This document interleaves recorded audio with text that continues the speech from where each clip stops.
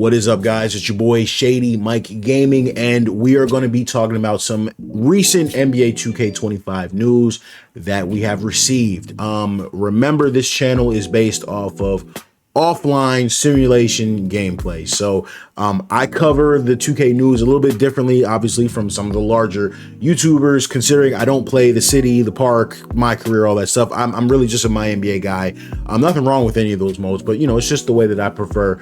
I like actually playing NBA simulation basketball, rebuilding teams and things of that nature in my own free time. So if you do like that type of content, make sure you do like the video, subscribe for more and all that good stuff. So with that being said, there is a lot of 2K25 news dropping, but you notice I don't drop a lot of news updates because a lot of this news does not apply to us. So when we get news that does apply to us, I try to cover it, and hopefully I'm doing a decent job of that, right?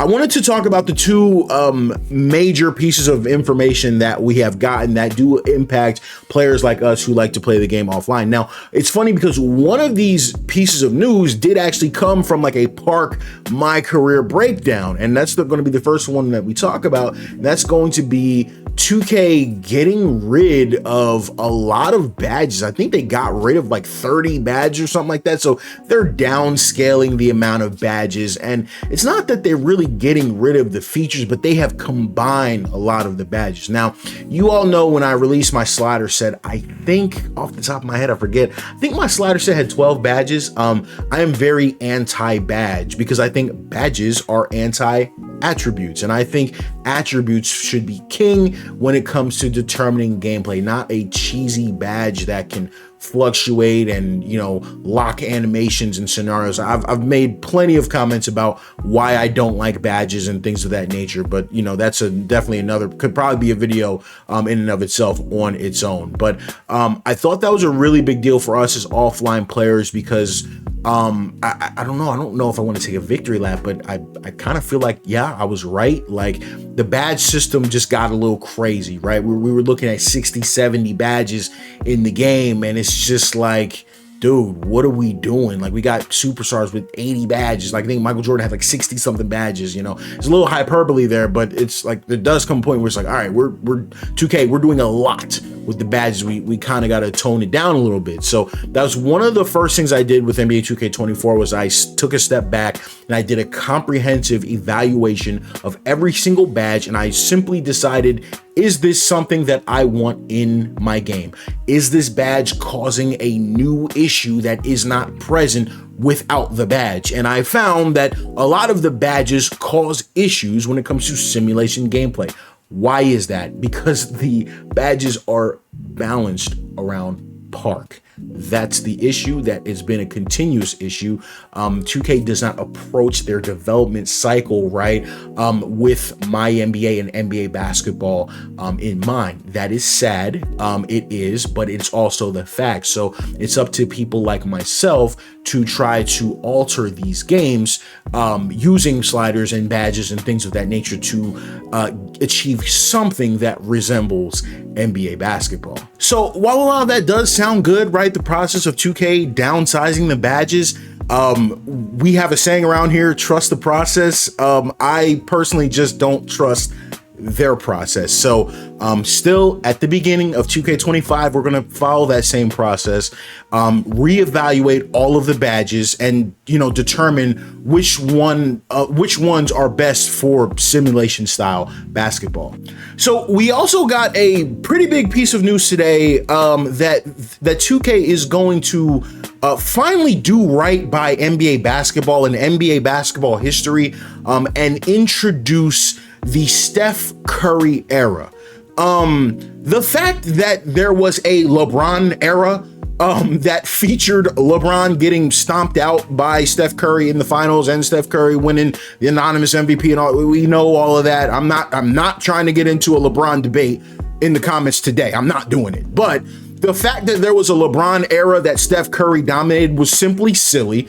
It was disrespectful to basketball history, and while people were in my comments calling me all types of names, a glazer and things of that nature over Steph Curry, I just thought it was wrong to not have one of the best dynasties we've ever seen, the Warriors, not only because of their success, but the way Steph Curry's individual play style rewrote the way children play the game of basketball. For that not to be represented by an era was simply the height of disrespect. So I'm very happy that 2K is finally introducing the Steph Curry era. They are doing right by Steph Curry. They're doing right by basketball history. So the second piece of information that I wanted to talk about in today's video was we got some information related to MyNBA and I guess the return of, or the reintroduction of MyGM, which I guess I do have to cover because it is offline, but I don't love it and the way that it's presented. So they introduced the new MyGM system situation. It's streamlined. It's like a RPG type of a situation. You get to walk around the front office.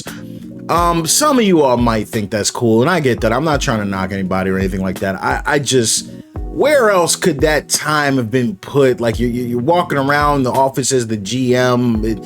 For me, it's just too GTA-ish for me. I don't love that aspect of it. They're really diving into the role-playing aspect of it when I'm like, maybe down the road I could get that, but could you just like, could you get the parts of NBA basketball right, please? And how an actual NBA offseason works, please, first, before we introduce GTA elements to my basketball game, please. I just feel like 2K is just getting way too far away from basketball, but this is whatever they're working on. So, you know, we got a lot of MyNBA news, but it's, for me, it's more about the MyNBA news we didn't get, right? Have they revamped contract negotiations? Have they revamped trades? One of my biggest pet peeves with 2K, it's seriously my biggest pet peeve, is in the NBA, you see teams make all types of trades and do whatever it takes to get these trades to work. Cash considerations, cutting guys, involving third teams, this, that, and the other. My biggest issue with MyNBA is I cannot complete trades because you're telling me there's too many people on my roster. Let me have 25 people on my roster and then just I have to cut it down before I play my next game or before I move to my next day. That way I can make whatever trade I want and include whoever I want to get the money to line up, to get the compensation to line up, send players to third teams and things of that nature. And then before we move on, you have to cut down to your 15 or, you know, whatever the number is. I just don't understand why that's still an issue in 2024, but here we are. So a lot of the, you know, for example, like the off-season moves, like free agency signing is still weird. Like teams signing players that don't fit, or, you know, a team with a, you know, 88 overall center signing a 84 overall center for a max in free agency. I'm sorry, I know people get frustrated when I say it, but I'm going to say it because it's my honest beliefs.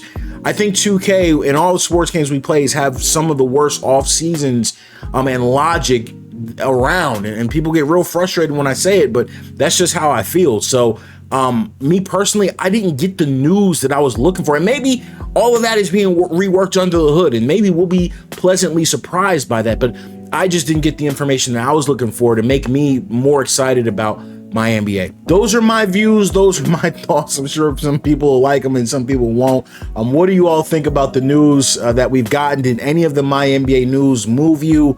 I'm trying, guys. I'm trying to be optimistic. I'm trying. I know y'all care about 2K. I care about 2K. I care about this channel. But it's been a little difficult to make content for a game and a game company that just, they don't even care to lie to you anymore. Like, they don't even care to pretend we care about offline players. So it's been tough, but here's to better days. Here's to channels like this that try to make it work. But other than that, guys, your boy Shady. I'm signing out. Peace. Threes.